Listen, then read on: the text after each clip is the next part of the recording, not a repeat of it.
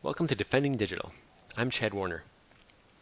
If you're looking for a useful resource on minimizing your risk of identity theft, check out the book Swiped: How to Protect Yourself in a World Full of Scammers, Phishers, and Identity Thieves by Adam Levin.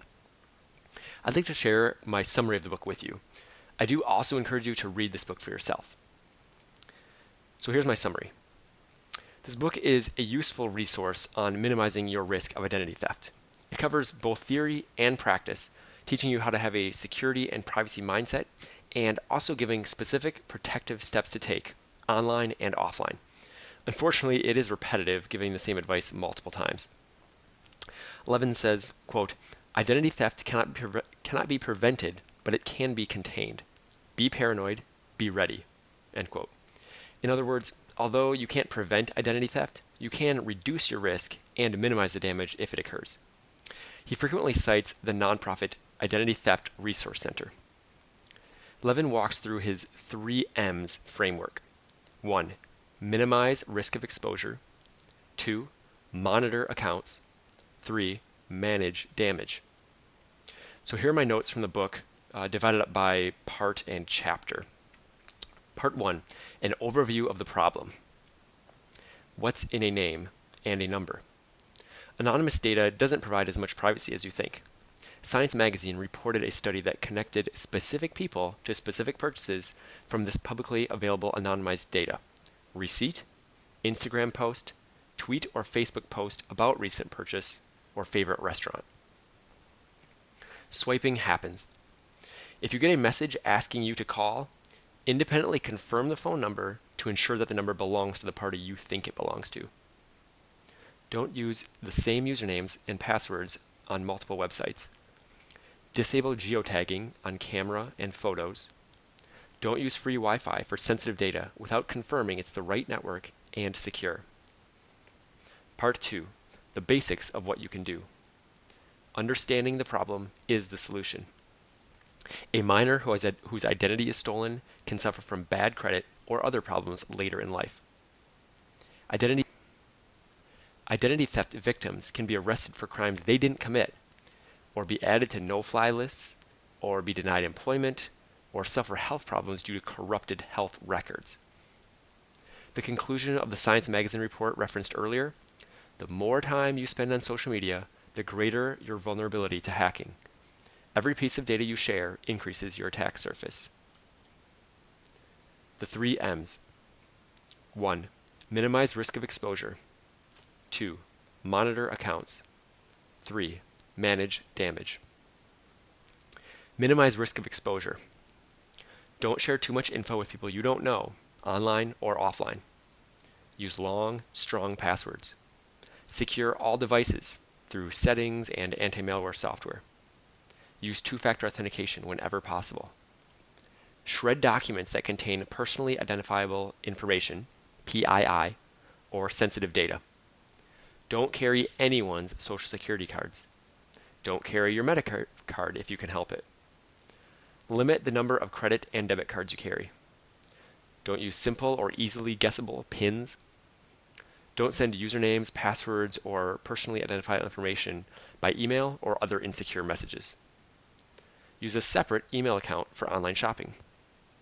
Be aware of risks: scams, malware, oversharing on social media, etc. Turn off devices when you're not using them. Don't authenticate yourself to anyone who contacts you unsolicited. Set privacy controls tightly and review them frequently. Don't take quizzes that ask for PII. Anytime you connect a device to your network, read the manual and replace default passwords with long, strong passwords.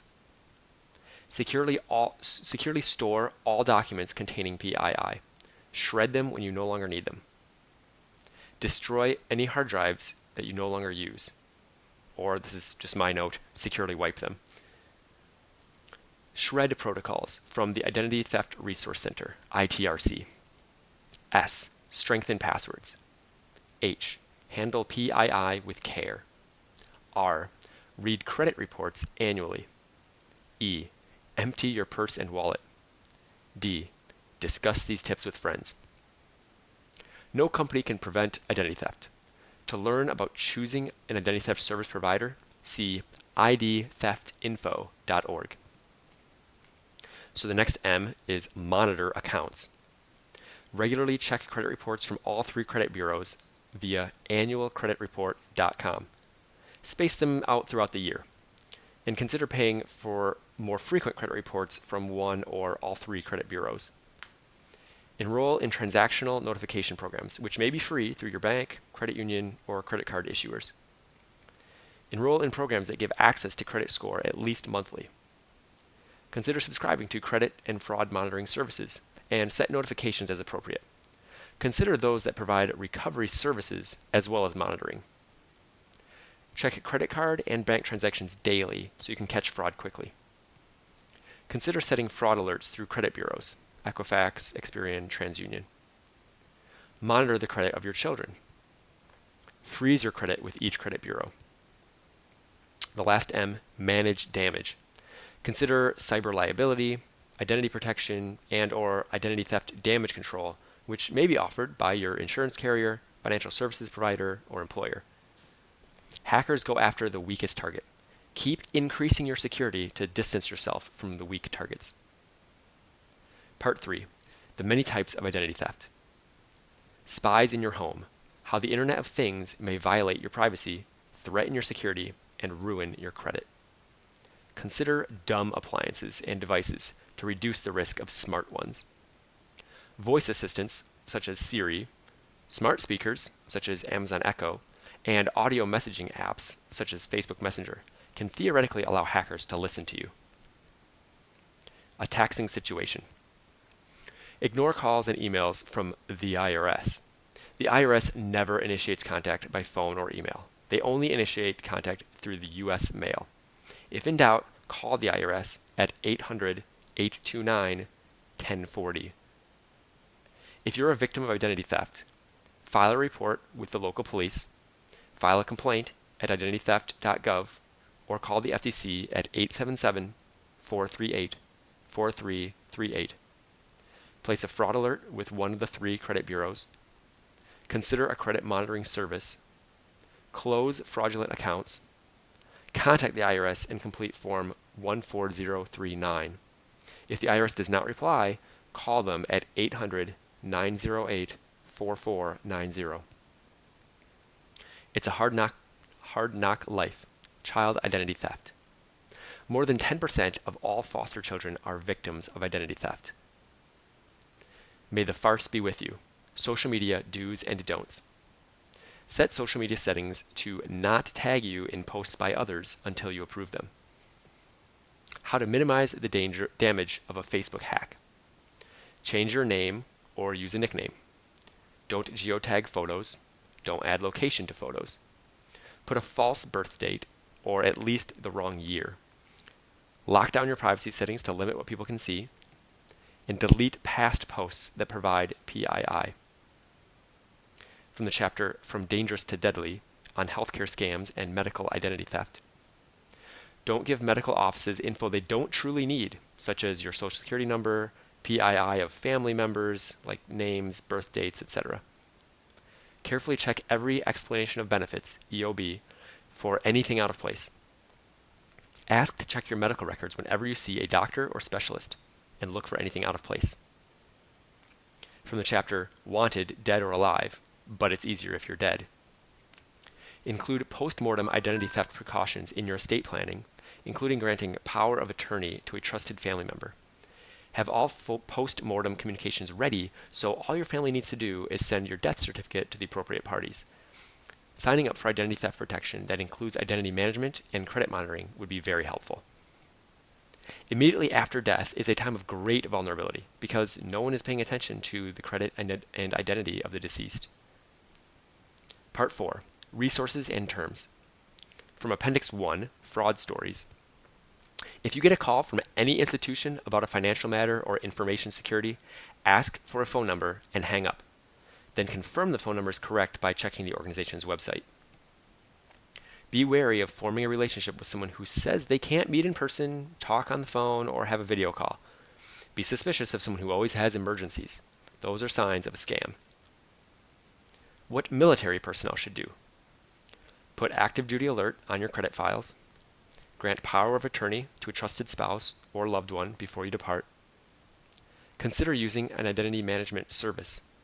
Check with your insurance agent, bank, credit union, HR department at work, or your service branch to see what they offer.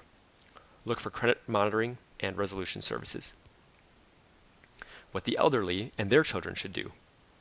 Ensure anyone who works in an elderly person's home has had a thorough background check. And freeze credit. From Appendix 2, a glossary of scams. If you ever win anything that requires you to pay, it's a scam. Winners don't pay before receiving prizes.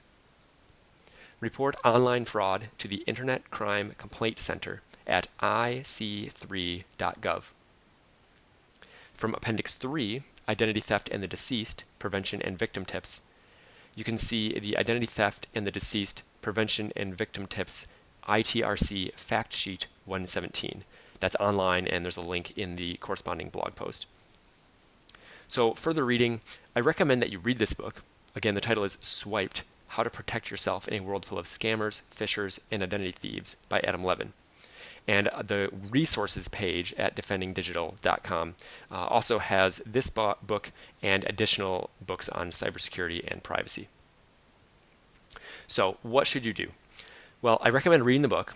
I've given you a summary of it here, but that's really not a substitute for reading the book. In addition to giving you specific proactive steps to take, the book also teaches how to have a security and privacy mindset, and that's really important. So a few of the tips that I've handpicked out of the book.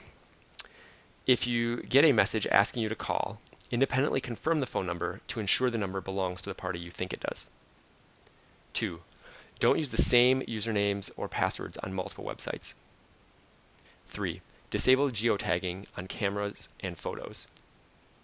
4. Don't use free Wi-Fi for sensitive data without confirming that it's the right network and that it's secure. 5. Use two-factor authentication whenever possible. 6. Don't send usernames, passwords, or PII, that's personally identifiable information, by email or other insecure messages. 7. Set your privacy controls tightly and review them frequently. 8. Don't take quizzes that ask for PII. 9. Anytime you connect a device to your network, read the manual and replace the default passwords with long, strong passwords. 10. Destroy any hard drives that you no longer use or securely wipe them. 11. Freeze your credit with each credit bureau: Equifax, Experian, and TransUnion. 12. Consider dumb appliances and devices to reduce the risk of smart ones. 13. On social media, put a false birth date or at least the wrong year. And 14. If you get a call from any institution about a financial matter or information security, ask for their phone number and then hang up. Then confirm that the phone number is correct by checking the organization's website. You can find all of these notes online at defendingdigital.com, as well as other cybersecurity and digital privacy tips.